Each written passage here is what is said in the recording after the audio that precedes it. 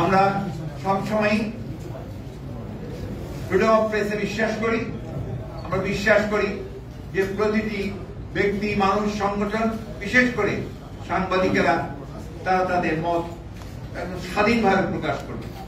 সেই বিশ্বাসেই আমরা মনে করি যে যারা এই সমস্ত কর্মকাণ্ডে লিপ্ত থেকেছেন তারা এসব থেকে বিরত থাকবেন এবং সংবাদপত্রের যে মুক্ত ধারা তাকে অব্যাহত রাখবেন।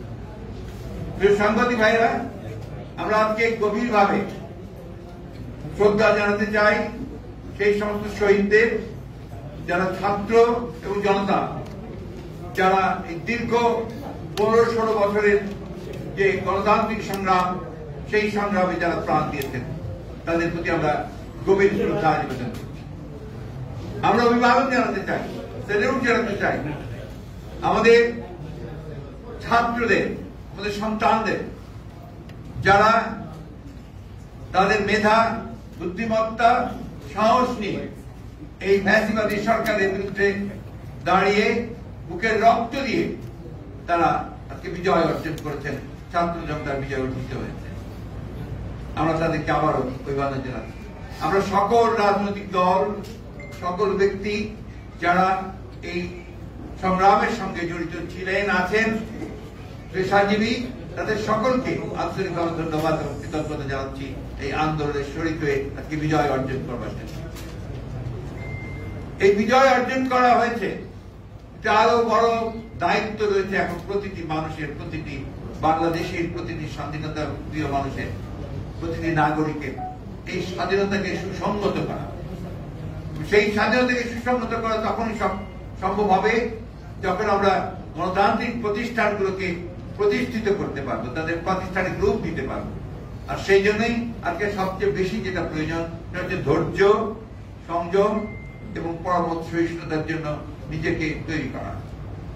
আপনাদের কাছে অনুরোধ করব যে আজকে আপনাদের মাধ্যমে আমি এই বার্তা আমরা সারা দেশবাসীর কাছে পৌঁছে দিতে চাই যে এখন অ্যারোগেন্স, ভেঞ্জেন্স এগুলোর কোনো স্থান নেই। আপনার স্থান নেই কোন প্রতিহিংসা বা প্রতিশোধ গ্রহণের। এখন যেটা প্রয়োজন, ধৈর্যের সঙ্গে পরিস্থিতি মোকাবেলা করে জনগণকে সংগত করে আপনার এই অর্জিত স্বাধীনতাকে সংহত করা, সুসংহত করা।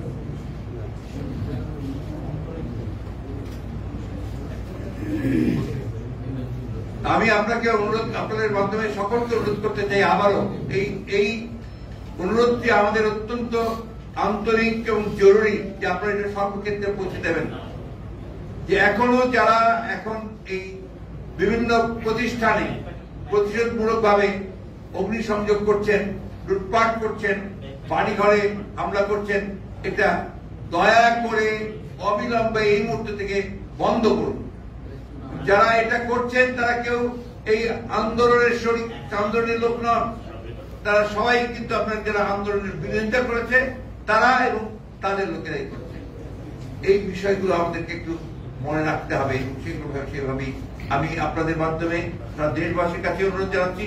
সেই সঙ্গে আমাদের দলের সকল নেতা কর্মীদেরকে আমি অনুরোধ করব যে তারা এ ব্যাপারে অত্যন্ত দৃঢ়তার সঙ্গে এদের বিরুদ্ধে প্রতিরোধ গড়ে তুলে সমস্তকে একটা ঠান্ডা অবস্থায় তৈরি নিয়ে আসা করার জন্য ব্যবস্থা করেন। দ্বিতীয় জিনিসটা যে পরবর্তী যেটা অত্যন্ত জরুরি, আপনারা জানেন যে গতকাল আমাদেরকে রাষ্ট্রপতি দেখেছিলেন বিভিন্ন রাজনৈতিক দলকে এবং সেনাপ্রধান, 3 বাহিনীর প্রধানরা সেখানে উপস্থিত ছিলেন, তারা দেখেছিলেন। তাদের মাধ্যমে যে কথাবার্তাগুলো হয়েছে সে বিষয়গুলো আপনারা কালকে সবাই শুনেছেন।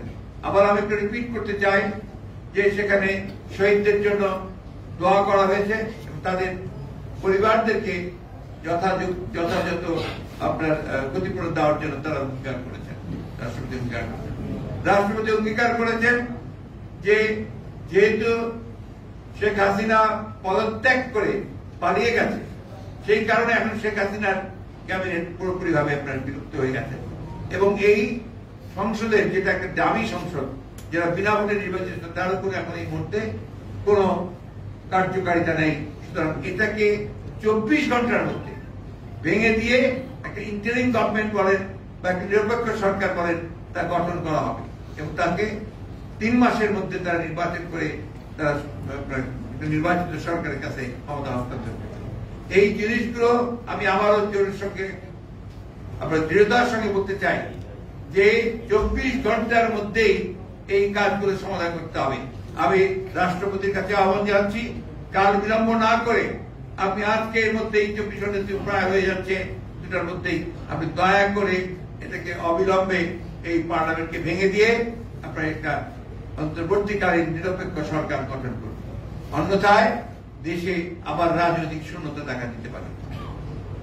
আমি ধন্যবাদ জানাতে চাই আমাদের দেশপ্রেমিক সশস্ত্র বাহিনীকে। তারা যে ভূমিকা রেখেছেন, তারা নিঃসন্দেহে এই দেশের রক্ষার্থে, তার স্বাধীনতার সর্বত রক্ষার্থে তারা আবার তাদের একটা ঐতিহাসিক ভূমিকা পালন করেছে। সেটাকে সুদৃঢ় করতে হবে, সেই জন্য জনগণের সমর্থন তাদের প্রয়োজন রয়েছে। আমি তাদের প্রতি আহ্বান জানাবো যে আপনারা অতি দ্রুত আপনাদের সেই দায়িত্ব পালন করবেন দৃঢ়তার সঙ্গে। এবং আপনাকে যেটা আমরা আগেও বলেছি, আবারও বলছি যে রাষ্ট্রপতি এবং সশস্ত্র বাহিনীর প্রধানেরা তারা সবাই একমত হয়েছেন যে তারা অবিলম্বে তারা দেশনেত্রী বেগম খালেদা জিয়ার মুক্তি দেবেন এবং সেই সঙ্গে আমাদের যারা এই আন্দোলন চলাকালীন সময়ে মিথ্যা মামলায় যাদেরকে আটক করা হয়েছে তাদের সকলকে মুক্তি দেওয়া হবে। একই সঙ্গে অন্যান্য যে সমস্ত মিথ্যা মামলা দীর্ঘকাল ধরে আমাদের যে সমস্ত রাজনৈতিক ভাবে আপনার সাজা দিয়ে আটক করা হয়েছে তাদেরকেও মুক্তি দেওয়ার সমস্ত প্রক্রিয়া তারা চূড়ান্ত করবেন, এগুলো তাদের কমিটমেন্ট। সুতরাং আমরা আশা করবো এই বিষয়গুলোতে দ্রুততার সঙ্গে হবে। একই সঙ্গে আশা করবো যে সমস্ত গণতান্ত্রিক শক্তি আজকে ঐক্যবদ্ধ হয়ে অর্জিত যে সাফল্য, সেই সাফল্যকে সুসংগত করবার জন্য তারা সবাই তাদের নিজ নিজ ভূমিকা রাখবেন। এটাই আপনাদেরকে আমি জানাতে চাই। ধন্যবাদ আপনাদের।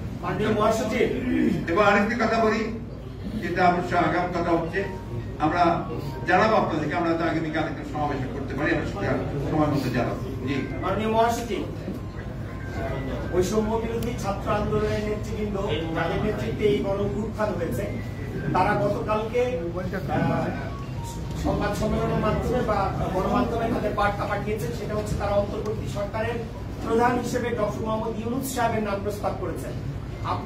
আপনারা এটাকে সমর্থন করেন কিনা? আমাদের এটা সমর্থন করার ব্যাপারটা তো ব্যাপার না, ব্যাপারটা হচ্ছে যে আমরা যখনই প্রেসিডেন্ট আমাদের কাছে প্রস্তাব দেবেন আপনার এই অন্তর্বর্তী সরকারের আপনার নামের জন্য, আমরা সেই সময় তাদেরকে প্রেসিডেন্টের নাম দেব। কারণ এখানে শেষ করি, কারণ এখানে এখন constitutional head of state is the president. উনি হচ্ছেন রাষ্ট্রের প্রধান, তারই একমাত্র এখতিয়ার আছে আপনার এই ধরনের ব্যবস্থাগুলো নেওয়ার জন্য। সুতরাং যখনই আমাদেরকে ডাকবেন আমরা অবশ্যই আমাদের যেটা নাম প্রস্তাব সে প্রস্তাব দেব। তবে আপনাদের একটা কথা বলে দিই, ছাত্রদের প্রতি আমাদের সম্পূর্ণ আস্থা আছে, এই আস্থা আমাদের আছে এবং আমরা তাদের প্রতি তাদের আন্দোলনের সঙ্গে একাত্মবোধ করেছি, তাদের সঙ্গে আমরা একাত্মবোধ করছি। তবে আমরা প্রত্যাশা করব যে এখানে সর্বদলীয় ব্যাপারটা গুরুত্ব দেওয়া উচিত, যে জিনিসটা অত্যন্ত গুরুত্বপূর্ণ। মাননীয় মহাসচিব, আজকের মিটিং এ আপনারা অন্তর্বর্তীকালীন সরকারের প্রধান বা সদস্যদের নাম প্রস্তাবের জন্য কোনো আলোচনা করেন না? আমরা সেটা কোনো নাম ঠিক করিনি, যখন করবো আপনারা জানতে পারবেন।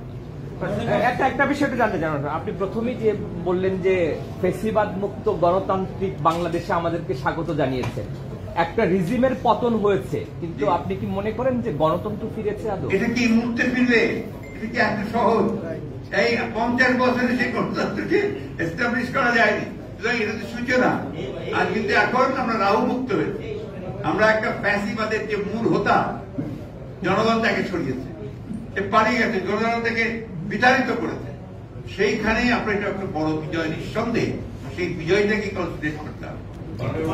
সামনে কারো নাম ছবি নেব।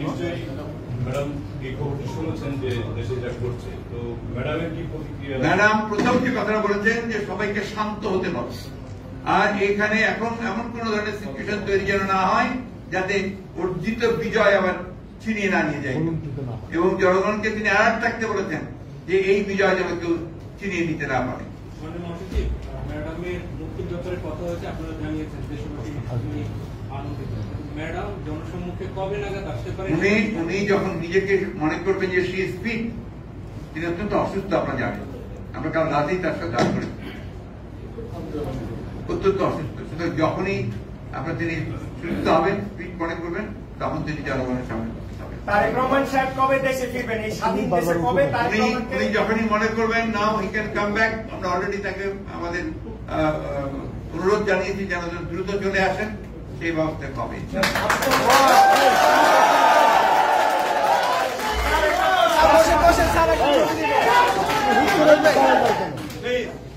একটা ছবি দরকার ছিল।